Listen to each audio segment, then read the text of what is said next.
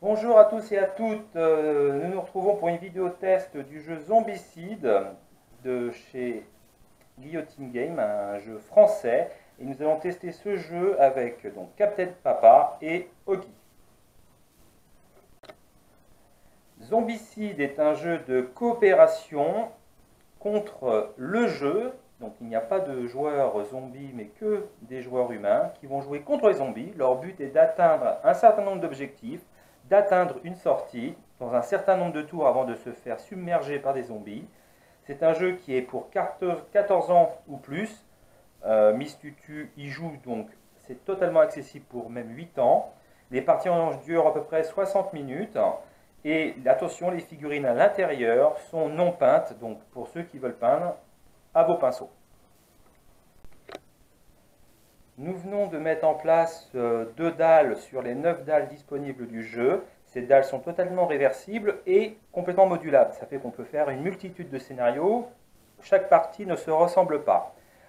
Là, dans notre petit scénario, nous avons à notre gauche des survivants, qui sont au nombre de 6, donc les 6 joueurs qui peuvent être incarnés. Et à notre droite, nous avons quelques zombies qui visiblement ont eu quelques problèmes avec une voiture de police et une agent qui visiblement se serait fait mordre. Le but du jeu va être pour ces survivants d'atteindre la sortie tout en prenant les objectifs sur le jeu. Chaque héros a sa carte héros qui s'est inspiré librement de Walking Dead. On peut voir Phil qui ressemble complètement à Rick. Amy qui serait éventuellement Abby de NCIS. Josh qui sera complètement le Glenn de Walking Dead. Et Doug le journaliste qui adore avoir 2 flingues. Sur une carte de joueurs seront disposés différents équipements au nombre de 5 maximum. Chaque zombie tué va faire évoluer cette petite jauge de stress. À chaque palier de niveau, le personnage gagne des compétences qui lui permettent d'avancer dans le jeu et d'être de plus en plus fort. Le problème de ce jeu, c'est que plus le héros est fort, plus les zombies arrivent. Chaque héros, à son tour, va pouvoir faire une exploration sur les 3 actions qu'il aura le droit, qui lui permettront d'avoir certains objets, comme là, une arbalète, un taille-haie, un couteau. Et ces cartes-là sont les cartes d'apparition de zombies qui seront tirées une fois par tour afin de faire venir un certain nombre de zombies qui seront en proportion, comme je vous disais, du nombre de niveaux qu'a le joueur le plus expérimenté. Chaque zombie a différentes caractéristiques, il en existe 4. Nous avons le zombie de base, nous avons le zombie qu'on appelle runner puisqu'il se déplace de 2 cases, donc est un des zombies les plus dangereux dans le jeu. Nous avons des zombies beaucoup plus coriaces qu'on appelle Fatty. Eux ne pourront être tués que par des armes d'un certain niveau. Et nous avons le Big Boss qui lui ne peut être tué que par le feu en construisant un cocktail Molotov ou une arme de niveau 3 et il n'y en a pas beaucoup en jeu. Pour ce qui est des héros, nous avons Ned. Toutes ces figurines bien sûr ne sont pas peintes, donc éventuellement je ferai un tuto par la suite pour montrer comment on peint ce genre de figurines. Là nous avons Doug.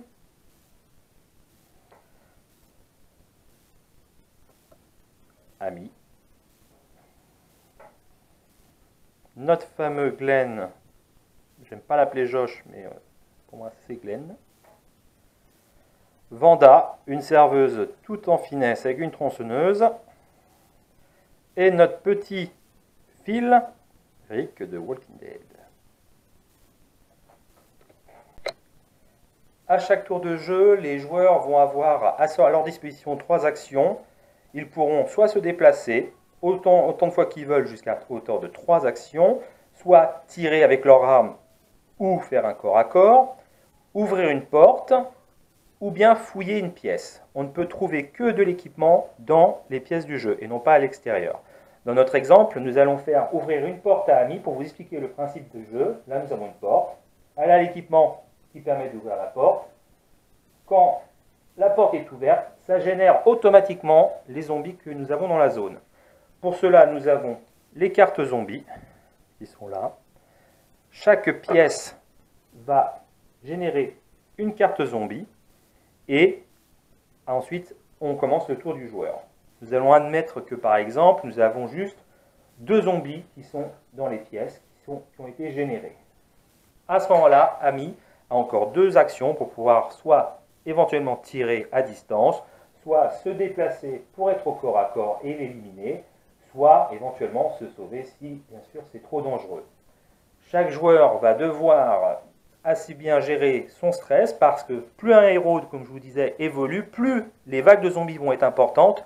Donc il est très important de faire une certaine coopération car si un seul joueur évolue et que les autres n'ont pas assez tué d'ennemis, ils vont vite se retrouver submergés et crever. Dans le livre de règles, nous avons les règles du jeu qui sont assez bien expliquées. Et pour permettre de démarrer, nous avons une mini-campagne pour laquelle on vous indique les dalles à poser, les zombies à faire générer et les objectifs à accomplir. C'est un jeu pour lequel il y a une énorme communauté en ligne, donc vous trouverez très facilement des scénarios pour jouer avec vos amis ou même vos parents comme nous. Voilà, c'était une petite présentation test de Zombicide. Captain Papa met ce jeu sur une échelle de 10 à 10 sur 10. J'adore ce type de jeu. Oggy 10 à 10, c'est trop bien. Voilà, c'est un jeu pour lequel on peut s'amuser. Les parties durent à peu près 1 heure, 1 heure et demie. Donc il faut quand même prévoir un certain temps. C'est tout à fait accessible. Et donc nous nous retrouverons pour de prochaines aventures sur un autre jeu de société. À bientôt!